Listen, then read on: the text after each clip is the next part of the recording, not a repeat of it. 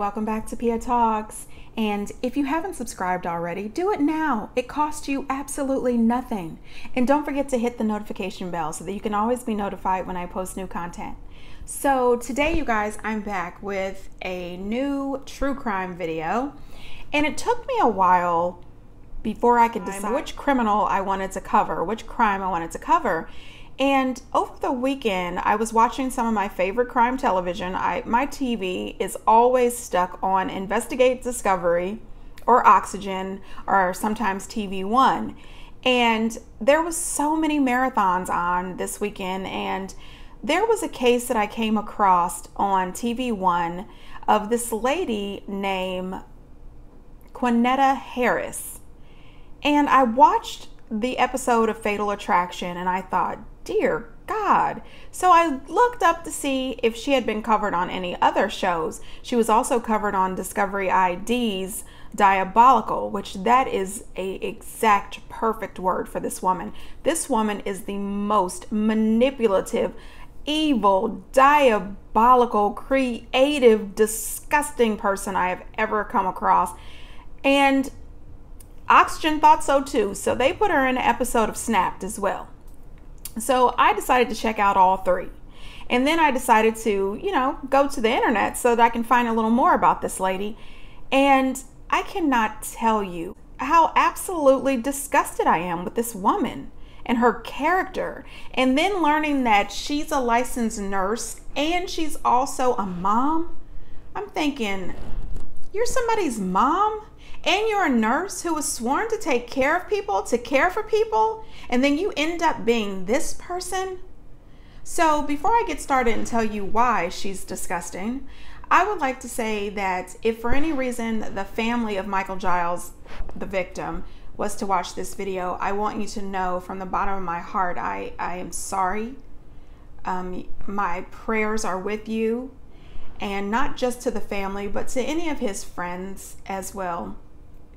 And let me tell you a little bit about Michael. Michael Giles was an extremely good guy. He served over 20 years in the Air Force, serving our country. He was a private guy. He was a stand-up kind of guy. He was honest. He was an upstanding member of the community. His neighbors liked him. He was on time with all of his payments for his home that he was purchasing. He was just a guy who had pride in his home, pride in his life, pride in his family. He was a family guy who liked to keep to himself. He liked his privacy. And this terrible woman, which I'm doing everything I can not to call this woman something else, she used his personality and his characteristics against him. She used the fact that he was a caring, giving, loving person against this man. And that's another reason that I think she's absolutely despicable. In 2006, Kwaneta Harris shoots and kills her on-again, off-again boyfriend, Michael Giles, in his own home in Garland, Texas. So how the whole ball got to rolling on this case was July 4th, 2006. Michael's family, they always have a 4th of July cookout like everybody else. I mean, hey, that's what we do in America. We have a cookout. We celebrate our independence. So his family was having a cookout, and he gives them a call and says that he's cooking at his house and he's not going to be able to make it. Now his sister thought, that's odd. He usually would come to some kind of event like this, but she wasn't going to cause a ruckus. She wasn't going to make a big deal about it. She just let him know that he was going to be missed and she would love to see him soon. Her husband, Michael's brother-in-law, he thought it was odd too, because he's like, hey, he's been in the military for 20 years and he's missed so many family celebrations. It's really not like him to not come to a 4th of July event. But they said, hey, this is a grown man. He lives his own life. He's private. Let's just let him do his own 4th of July thing, because they knew that he also had a girlfriend who lived in Mexico, and they thought, hey, maybe he's doing something with her, this weekend. The next day, his sister leaves him a voicemail and she doesn't hear back from him. So she leaves him a few more messages and she still is not getting any response from him. So a few weeks go by and the sister is getting some kind of weird gut feeling. So her and her husband go by Michael's house, the house that he absolutely loves. It's a really nice house in a really nice neighborhood in Garland, Texas. They get there and they notice that the yard is not in the spectacular condition that he usually keeps it in. But that's not the big thing they noticed. The huge thing they noticed is there is a for lease sign in the window. And his sister and brother-in-law are like, what the hell? You know, so the sister-in-law, she looks in the window and she realizes that all the furniture is completely gone. So she calls her brother, she leaves a few messages, and he does not call her back. And she's thinking, what is going on? Now, mind you, later, she texted him a few times and said, hey, you know, don't forget to call mom. And he sends her a text back and says, hey, I'll call her in 2 days. And he never does. The sister and the brother-in-law decide not to get too stressed out. They do realize that he travels a lot. His girlfriend lives in Mexico. Maybe he's decided to buy a home in Mexico, or maybe he's decided to rent out his place while he looks for a place in Mexico but stays with his girlfriend or something. You know, they're thinking, grown man, he lived his life. He's been in the military for 20 years. He knows what he's doing. Let's just give him a minute. You know, let's back off of him a bit.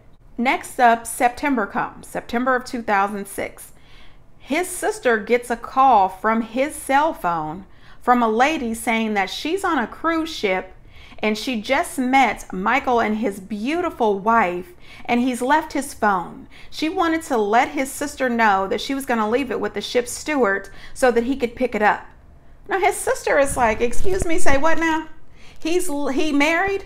He married to who? You know, the sister is thinking maybe he married the girl from Mexico. You know, she has no idea. She hasn't seen her brother in so many months and she's like, what the heck is going on? So she's a little bit upset because she's thinking, did he really get married and not tell us? Not invite us? What the heck is happening? So she calls her sister and she's like, you're not going to believe this, but he went off and married somebody. You know, so they're concerned, like, why would he do that? She's thinking, well, hey, he's going to get home from his trip and we're going to meet his wife and everything's going to be great, right? No, they still have not heard from him. Fast forward to October 2007. All this time, since July of 2006, she has been receiving text messages and emails that are supposedly from her brother who is traveling the world. All of this time, never seen him physically or seen any travel photos with him in it, just believing that her brother is out traveling and seeing the world with his new wife. October 2007 show comes around and two investigators from Veterans Affairs go into the police station in Garland, Texas, and they want to speak to some detectives about one of their, retired veterans who has missed mortgage payments for a year. They thought this was extremely odd because Michael Giles never missed a payment on anything. Not only that, he made double payments on his mortgage payment every month because he wanted to pay his house off in 15 years instead of 30. The man was brilliant when it came to controlling his funds. He was very financially savvy. So the Veteran Affairs investigators tell the investigators from Garland that the weird thing is his house has been leased out. Of course, the Garland cops decide, hey, we're going to go over to the address and see if we can figure out, who's rented this place. So they go there and they find the guy who rented the home, which I'm not going to say his name because he deserves privacy. The man is extremely kind. He comes down to the police station. He's eager to answer any questions that they have. He tells the police that he actually rented the house about 7 months ago from a lady named Kwaneta Harris. He says that he had been sending his money to a rental company, and then out of nowhere he receives a letter from someone named Tree C. Knight. That's T-R-E-E. Tree C. Knight, saying that Kwaneta Harris has died in an accident on her way to church. And so Tree C. Knight is now the owner of the house and he'll be paying his rent to her because she's the new owner. He also tells the police that he is receiving all kinds of mail, bills, all kinds of things are stacking up in the name of Michael Giles. However, he's never met Michael Giles and has no idea who this guy is. The detectives decide they've got some work to do, so they're going to work backwards. They type in Michael's home address into their system and they find a 911 call from one of his neighbors. The neighbor calls 911 to say that there is two guys and a lady packing up furniture out of Michael's house and she's concerned. The lady actually goes out and talks to the people and she asks the woman, Kwaneta Harris, she asked her, "What are you doing here?" And Kwaneta says, "Oh, I just bought this house." And so the lady, being smart, she gives the 911 operator the actual license plate on the van that the furniture is going into. So the police are able to track down the owner of the van. They track down the owner of the van, and he's a nice man whose name I'm also not going to mention. We'll call him Bob. Bob works for a landscaping company, and when the police contacted him, he was very forthright, and he says, "Hey, sure, I'll come down, to answer some questions." He comes down to the police station, and he tells them that he was working on someone else's lawn, either next door or behind Michael's house, and she offered him the furniture in the house. She told him that he could have all the furniture in the house for $300.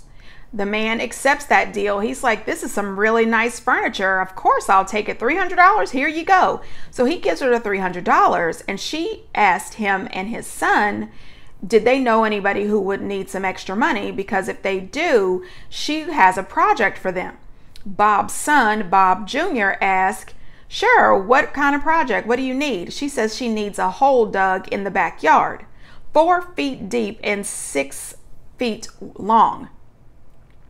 Bob Jr. tells the police, he said, "Once I was back there digging up this, hole, I said to myself, I wonder whose grave I'm digging." That's sad.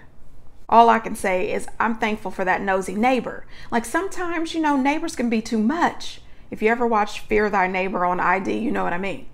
But other times it's like, thank God for this neighbor, because she really jump-started this case. The detectives go out and speak with the family. They ask them, "Do you know Kwaneta Harris?" And the family's like, "No, we have no idea who this woman is."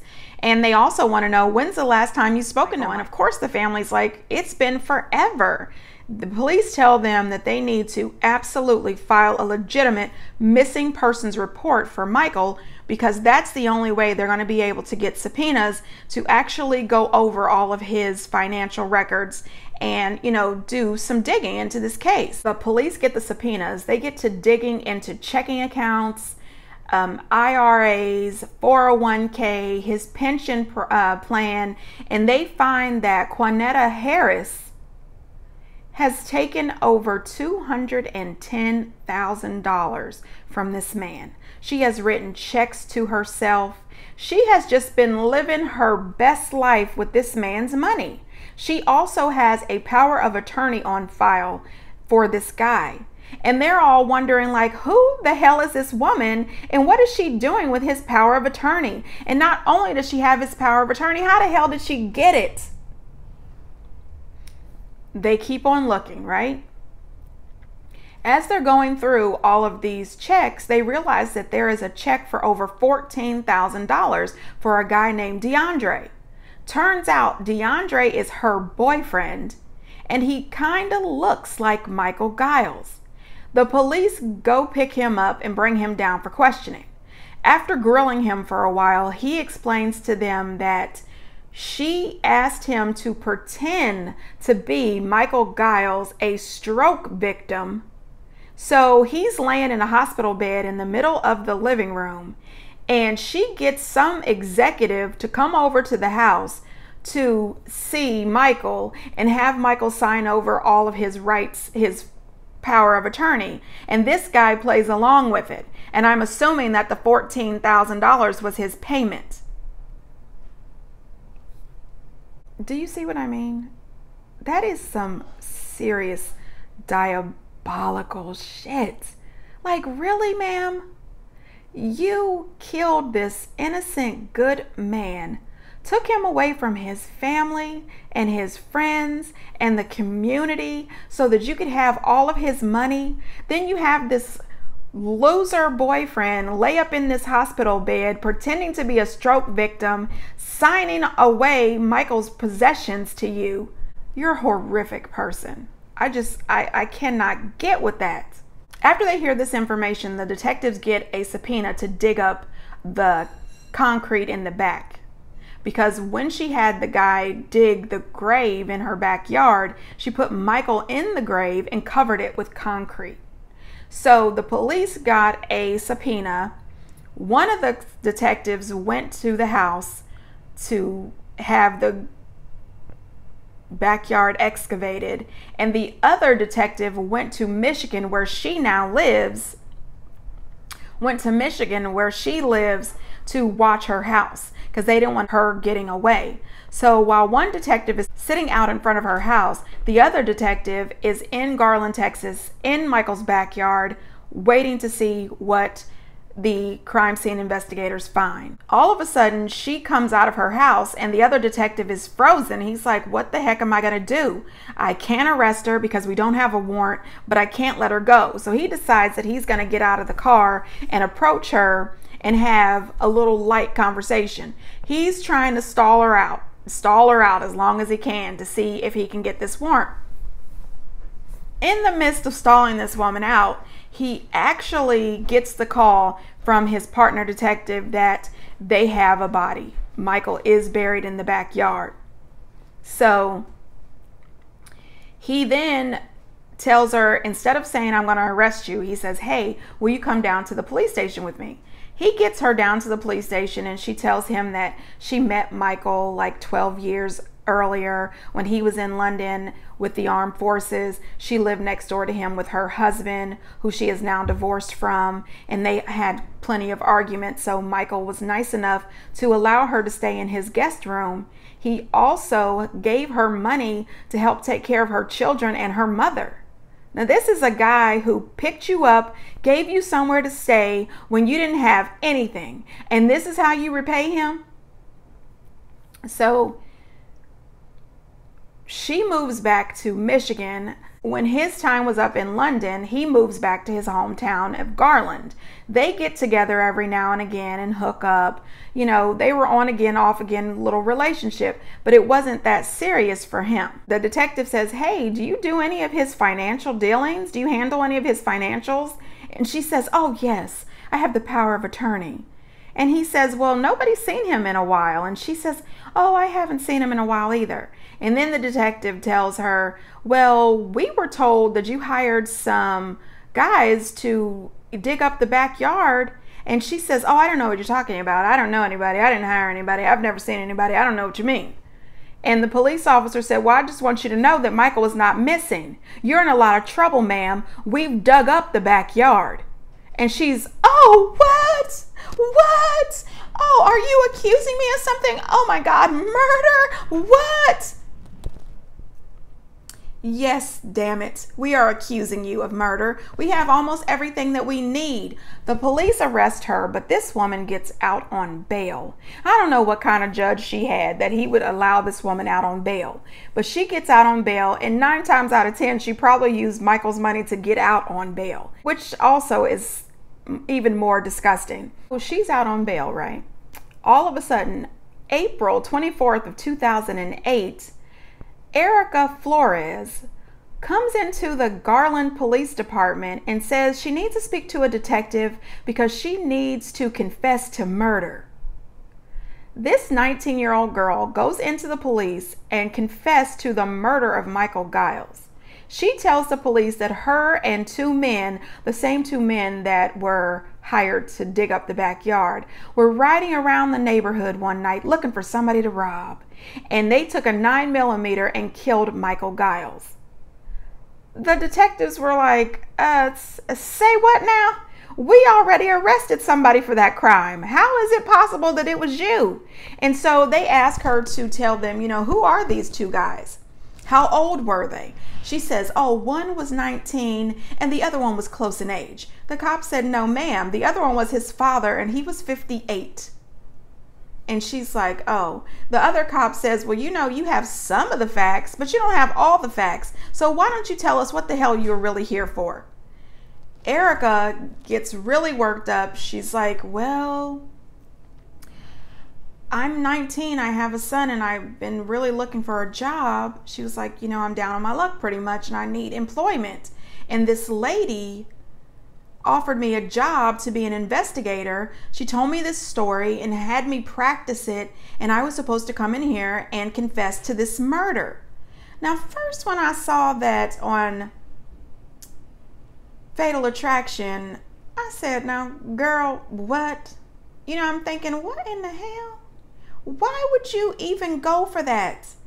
What kind of job would require you to go to the police and confess to a murder that you didn't commit? It doesn't ring smart. But then I realized this lady, you know, she was desperate. She needed money. She's trying to take care of her baby. And I get it. But the twist here is, when Kwaneta was in jail, she was roomie with Erica's mother. She got all of this information about Erica's family through Erica's mom. And somehow she was able to track down daughter and pretend to be someone hiring an investigator. I mean, really, bitch? Her mother was like, I can't believe it. She said, I was just talking casually about my family. I never would have thought that she was going to use my daughter to try to blame this murder on my child. But that's exactly what she did. She showed up, met with Erica in a wig and a fake Jamaican accent, and convinced her to go and confess to this crime. The police right then gave her a lineup of pictures of women and asked her, could she pick the suspect out of the lineup? Erica says, oh, I can pick her out of the lineup even without the wig. She picks Kwaneta out right away. Oh my God, like, this is just the craziest crap. You murder this man, you steal all of this man's possessions, everything he owns. You lie to his family and perpetrate making these people believe that he is alive. Then you convince a young, naive 19-year-old mom to lie and say that she committed this crime. Thank God they went to trial, and this lady is sentenced to 50 years, which she needs to spend every last one of those years in a small cell with Michael's pictures posted all over that cell. She should have to look at that man's face every single minute of every day. You should have to wake up thinking about what you did to this man. His sister said that she hopes when she comes out of that jail, she's in a body bag, and I'm with her. You are an evil, disgusting woman. But that's not the end of it. She continues this conniving and scheming. In 2016, somehow she was able to obtain some official Dallas County paperwork forms. She forged a judge's signature and said on the forms that her 50-year sentence has been commuted to 8. She was almost about to walk out of jail before someone actually decided to validate these forms to make sure they were legit. The prosecutor said he could not believe how good these forgeries were. And now she has been moved from Gen Pop to administrative segregation. I'm like, put her in the hole and stop all of her correspondence. Don't give her a pen, nothing. She gets her meals and water. That's it. I mean, really? All the hell that you have put these people through. Then you're trying to get out of jail. I mean, who helped her with these forms? But whoever was helping her, they need to go to jail. You were trying to help this diabolical, manipulative, evil to the core woman get out of jail. Hell no. No. No, some of these cases hurt my feelings so badly. And I don't know the people, but I hurt for them. And I hurt for the family. And you know who else I hurt for? Kwaneta's children. They didn't do anything to deserve you as their mom. I mean, I don't know. I guess because I'm a mom, I hold moms to a different standard. And I just don't think that moms should be out murdering people. I'm sorry, I just don't. This is just one of the cases that breaks my heart. And again, I must say to the Giles family, I am so sorry. And you are in my thoughts and in my prayers. And I wish you nothing but the best. And to everybody watching, I wish you nothing but the best as well. And until next time.